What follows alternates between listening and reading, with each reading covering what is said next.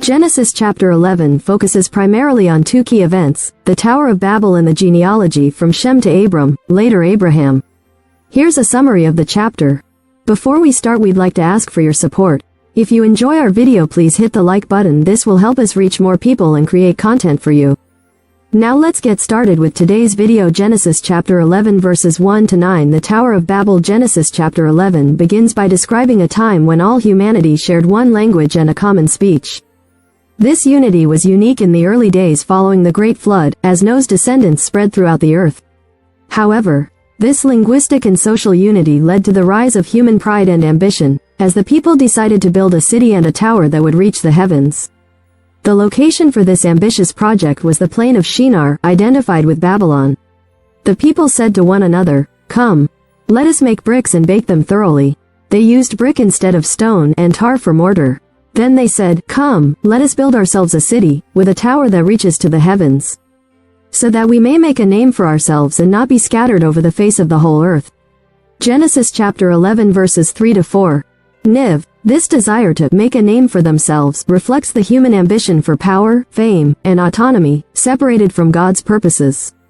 Their wish to avoid being scattered directly contradicts God's command in Genesis chapter 9 verse 1. Where God told Noah's descendants to be fruitful and multiply and fill the earth. Instead of spreading out and filling the earth, they aimed to concentrate power in one place. The significance of the tower. Many scholars believe that the tower the people built was likely a ziggurat, a large step structure commonly found in ancient Mesopotamian cities, including Babylon. Ziggurats were religious structures designed to connect heaven and earth, where gods were believed to descend from heaven to visit humanity. The people of Babel wanted to build a structure that symbolized humanity's ability to reach the heavens, challenging the boundary between the divine and human realms. Their motivation was driven by pride and fear. The phrase, "make a name for ourselves," suggests a desire for self-glorification, while their fear of being scattered reflects insecurity. In their minds, unity through one central city and tower would secure their place and identity. This, however, was contrary to God's plan for them to fill the earth. God's intervention. God came down to observe their activities. But the Lord came down to see the city and the tower the people were building. Genesis chapter 11 verse 5. This anthropomorphic description of God coming down emphasizes the contrast between God's infinite power and human pride. Although they intended to build a tower to reach the heavens, God still had to descend to view their creation, indicating that human achievement, even at its highest, is insignificant compared to God's might. God recognized that with one language and unity, humanity's potential for prideful, self-destructive endeavors would increase. If as one people speaking the same language they have begun to do this, then nothing they plan to do will be impossible for them. Genesis chapter 11 verse 6. This statement reveals the danger of unchecked human ambition, especially when it opposes divine will. In His wisdom and mercy, God decided to intervene before their prideful actions could bring further harm upon them. His intervention came in the form of confusing their language. "Come, let us go down and confuse their language so they will not understand each other." Genesis chapter 11 verse 7. The confusion of languages caused immediate disunity among the people. No longer able to communicate, they abandoned their project, and the once unified group scattered across the earth, as God had originally intended. The name of the city was called Babel, which in Hebrew sounds like the word for confusion, Hebrew, Balal.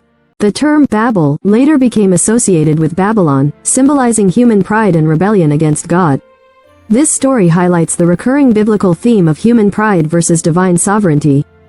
Humanity's ambition to exalt itself leads to confusion and dispersion, while God's plans ensure the ultimate good of His creation.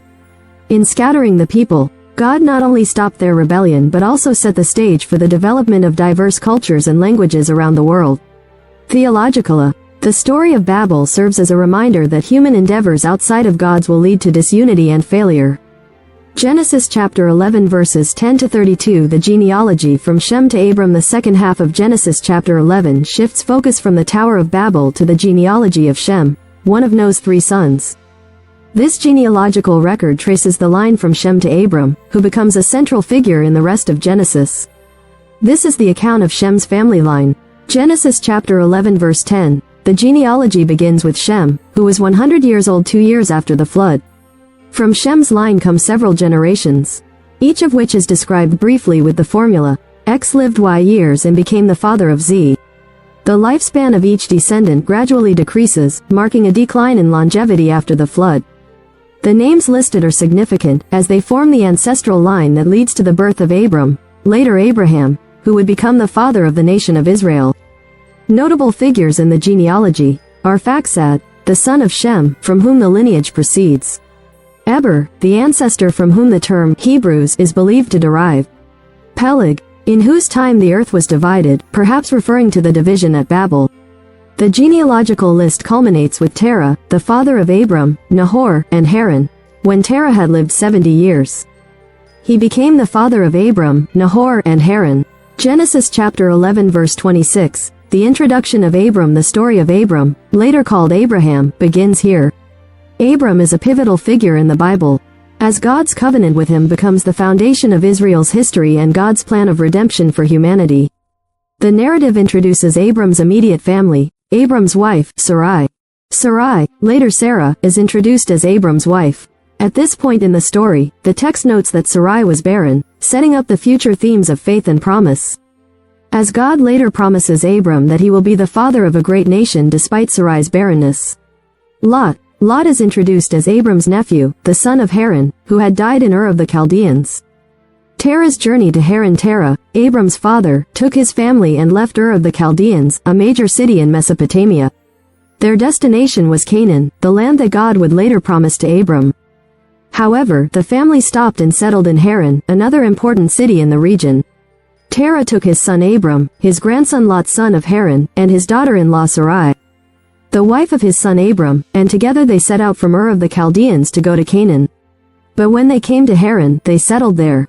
Terah lived 205 years. And he died in Haran.